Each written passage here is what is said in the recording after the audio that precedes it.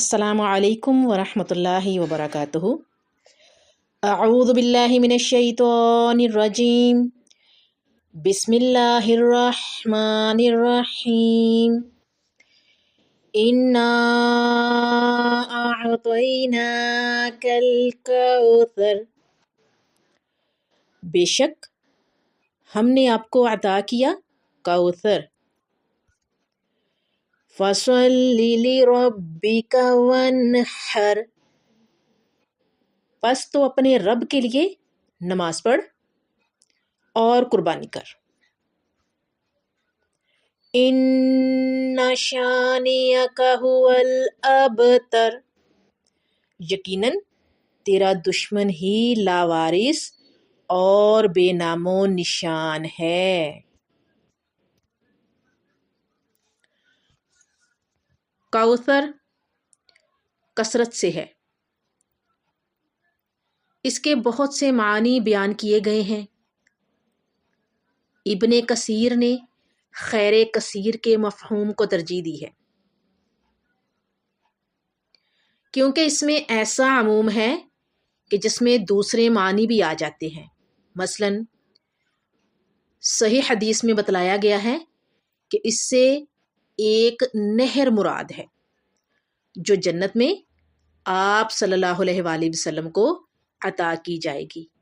اس طرح بعض حدیث میں اس کا معنی حوض بتایا گیا ہے، جس سے اہل ایمان جنت میں جانے سے پہلے نبی صلی اللہ علیہ وآلہ وسلم کے مبارک ہاتھوں سے دست مبارک سے پانی پئیں گے۔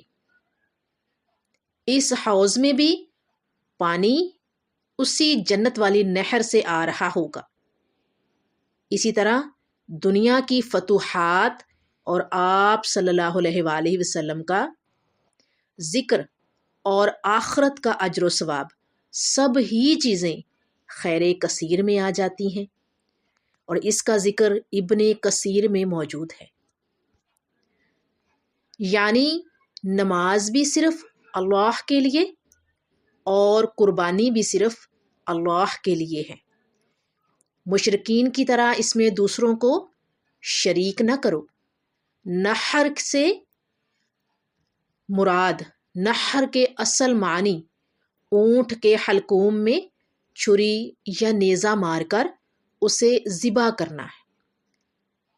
دوسرے جانوروں کو زمین پر لٹا کر ان کے گلوں پر چھری پھیری جاتی ہے، اسے ذبح کرنا کہتے ہیں۔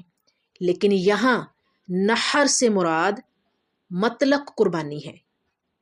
اس کے علاوہ اس میں بطور صدقہ و خیرات جانور قربان کرنا، حج کے موقع پر مینا میں اور عید الاضحیٰ کے موقع پر قربانی کرنا سبھی شامل ہے۔ ابتر ایسے شخص کو کہتے ہیں، تیسری آیت میں حرف ہے ان شانئک هو الابتر۔ ابتر ایسے شخص کو کہتے ہیں جو مقطوع النسل یا مقطوع الذکر ہو۔ اب یہ کیا ہے؟ دونوں حرف تو اس کو بھی آپ کے سامنے رکھتے ہیں کہ جو مقطوع النسل یعنی اس کی ذات پر ہی اس کی نسل کا خاتمہ ہو جائے یا کوئی اس کا نام لیوا باقی نہ رہی۔ جب نبی صلی اللہ علیہ وآلہ وسلم کی اولاد نورینہ زندہ نہ رہی تو بعض کفار نے نبی صلی اللہ علیہ وآلہ وسلم کو ابتر کہا، جس پر اللہ نے آپ صلی اللہ علیہ وآلہ وسلم کو تسلی دی کہ ابتر تو نہیں، تیرے دشمن ہی ہوں گے۔ چنانچہ اللہ تعالیٰ نے آپ صلی اللہ علیہ وآلہ وسلم کی نسل کو باقی رکھا، گو اس کا سلسلہ لڑکی کی طرف سے ہی ہے۔ اسی طرح آپ صلی اللہ علیہ وآلہ وسلم کی امت بھی آپ صلی اللہ علیہ وآلہ وسلم کی اولاد کے معنی میں آتی ہے، جس کی کثرت پر آپ صلی اللہ علیہ وآلہ وسلم قیامت والے دن فخر کریں گے۔ سبحان اللہ۔ علاوہ ازیں یعنی اس کے علاوہ آپ صلی اللہ علیہ وآلہ وسلم کا ذکر پوری دنیا میں نہایت عزت و احترام سے لیا جاتا ہے، جبکہ آپ صلی اللہ علیہ وآلہ وسلم سے بغض اور عناد رکھنے والے صرف تاریخ کے صفحات پر ہی موجود رہ گئے ہیں، یعنی مقطوع ذکر، جس کا ذکر باقی نہ رہے۔ لیکن آپ صلی اللہ علیہ وآلہ وسلم کا ذکر تو قیامت کے دن تک رہے گا۔ لیکن کسی کے دل میں ایسے لوگوں کا احترام نہیں ہوگا جو تاریخ کے صفحات میں باقی رہ گئے ہیں، اور کسی زبان پر ان کا ذکر نہیں ہوگا، جبکہ نبی صلی اللہ علیہ وآلہ وسلم کا ذکر تو بلند ہے اور انشاءاللہ العزیز بلند رہے گا۔ روایت میں آتا ہے کہ ایک مرتبہ رسول اللہ صلی اللہ علیہ وآلہ وسلم نے سر اٹھایا اور مسکرانے لگے اور فرمایا، میرے پاس بالکل ابھی ایک سورہ آئی ہے، اور عام طور پر جب رسول اللہ صلی اللہ علیہ وآلہ وسلم کے پاس قرآن آتا تو آپ اسے لینے کے بعد اس کی تلاوت فرما دیتے، اور بہت کم موقعوں پر پہلے اعلان فرمایا کہ میرے پاس خاص وحی آئی ہے۔ ویسے تو ہمارے لیے سارا قرآن ہی خاص ہے، مگر قرآن کے اندر بھی چند لمحات ایسے ہیں جب رسول اللہ صلی اللہ علیہ وآلہ وسلم یہ چاہتے تھے کہ امت سمجھے کہ یہ ان میں خاص اہمیت کی حامل ہے، کیونکہ اگر رسول اللہ صلی اللہ علیہ وآلہ وسلم ویسے بھی تلاوت فرماتے تو ہم اسے سنجیدگی سے ہی لیتے، کیونکہ یہ اللہ کا کلام ہے۔ مگر جب وہ عام طریقے سے ہٹ کر کہتے ہیں کہ کیا تمہیں احساس ہے کہ ابھی ایک سورہ نازل ہوئی ہے اس کی تلاوت سے بھی پہلے، تو اس میں کچھ خاص ہوتا تھا۔ روایات میں آپ صلی اللہ علیہ وآلہ وسلم کی مسکراہٹ کا بھی ذکر آتا ہے کہ آپ صلی اللہ علیہ وآلہ وسلم اس وقت مسکرا رہے تھے۔ یہ قرآن اور سنت کے درمیان ایک رشتے کا حصہ ہے کہ یہ سورہ الکوثر رسول اللہ صلی اللہ علیہ وآلہ وسلم کی مسکراہٹ کے ساتھ منسلک ہے، جڑی ہوئی ہے۔ یہ ان کی اپنی ذاتی خوشی کے ساتھ جڑی ہوئی ہے، ذاتی خوشی کے ساتھ منسلک ہے۔ اس بات کو سمجھنا بہت اہم ہے۔ رسول اللہ صلی اللہ علیہ وآلہ وسلم کی زندگی بہت مشکل لمحات سے بھرپور ہے، حتیٰ کہ پیغمبر بننے سے بھی پہلے ان کی زندگی شروع سے ہی مشکلات سے بھری پڑی ہے۔ نبی مبعوث ہونے سے پہلے بھی ان کی زندگی میں مشکلات تھیں، اور نبی مبعوث ہونے کے بعد بھی ان کی مشکلات کم نہیں ہوئی بلکہ اضافہ ہی ہوا۔ مثال کے طور پر اللہ تعالیٰ ایک مرتبہ رسول اللہ صلی اللہ علیہ وآلہ وسلم کا ذکر فرماتے ہیں تو لفظ عائلہ استعمال ہوا ہے۔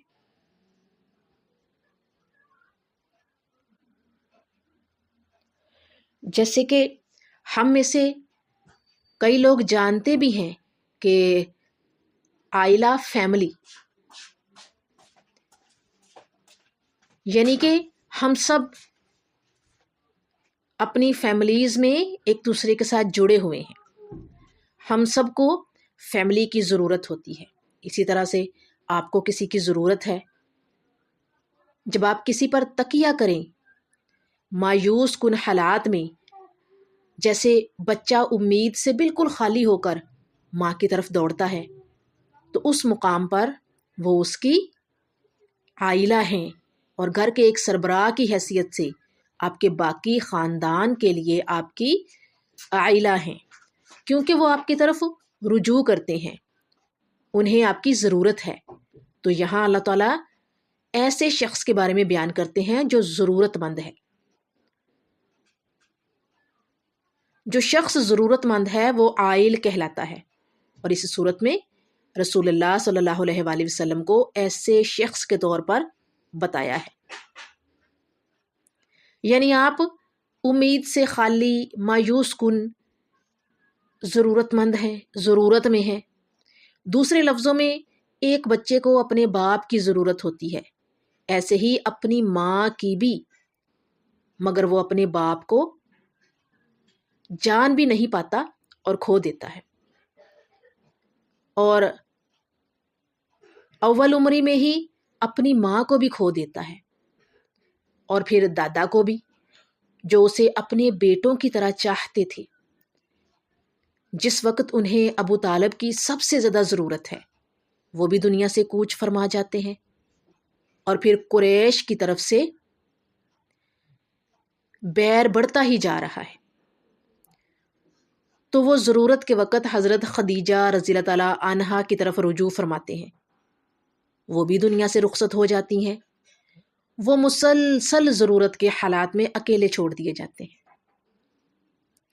تمام انسان جذباتی سہارے کی ضرورت میں ہوتے ہیں، یہ بات رسول اللہ صلی اللہ علیہ وآلہ وسلم کے لیے بھی صحیح ہے، انہیں بھی جذباتی سہارا درکار تھا۔ حدیبیہ کے موقع پر جب صحابہ نے احرام اتارنے سے انکار کر دیا، تب آپ صلی اللہ علیہ وآلہ وسلم کی نافرمانی ہوئی، ان لوگوں کی طرف سے ہوئی جو ایمان نہیں لائے تھے، منافقوں کے ہاتھوں، مگر وہ بھی اس لیے کہ صحابہ چونکہ قدرے مایوسی کی حالت میں تھے، وہ 100 کی تعداد میں تھے، کئی روایات کے مطابق 1800 تعداد تھی، وہ وہاں حج کرنے کے لیے تیار کھڑے ہیں، یعنی عمرہ کی غرض سے انہوں نے اس کے لیے اتنا سفر کیا، بلکہ انہیں یہاں تک پہنچنے کے لیے ایسا راستہ اختیار کرنا پڑا جہاں سے انسان نہیں گزرا کرتے تھے، کیونکہ انہیں خطرہ تھا اگر وہ عام راستے سے گزرے تو ان پر حملہ کر دیا جائے گا، تو انہیں حدیبیہ تک پہنچنے کے لیے بھی اس راستے سے گزرنا پڑا جہاں سے جانور بھی نہیں گزرا کرتے تھے، اور اسی وجہ سے ان میں سے کئی کے احرام نیچے سے خون سے لبریز تھے، بھرے ہوئے تھے، کیونکہ ان کے پاؤں زخمی تھے۔ یہ راستہ ایک صحابی نے تجویز کیا تھا، یہ وہاں تک پہنچنے کے لیے استعمال کیا جانے والا عام راستہ نہیں تھا، سو وہ وہاں پہنچتے ہیں، فائنلی مذاکرات شروع ہوتے ہیں، اور یہ مذاکرات بھی آسان نہیں تھے۔ یہ خطبہ حدیبیہ سے متعلق نہیں ہے، بلکہ میں آپ سب کو صحابہ کے جذبات کے بارے میں بتانا چاہتی ہوں۔ سارے مذاکرات کے بعد رسول اللہ صلی اللہ علیہ وآلہ وسلم پیچھے ہٹ جاتے ہیں کہ ہم حج نہیں کر رہے، اور انہیں پہنچنے والا صدمہ اتنا شدید ہے کہ اگر وہاں صحابہ کے علاوہ عام لوگوں کو گروہ ہوتا تو وہاں فساد کھڑا ہو جاتا۔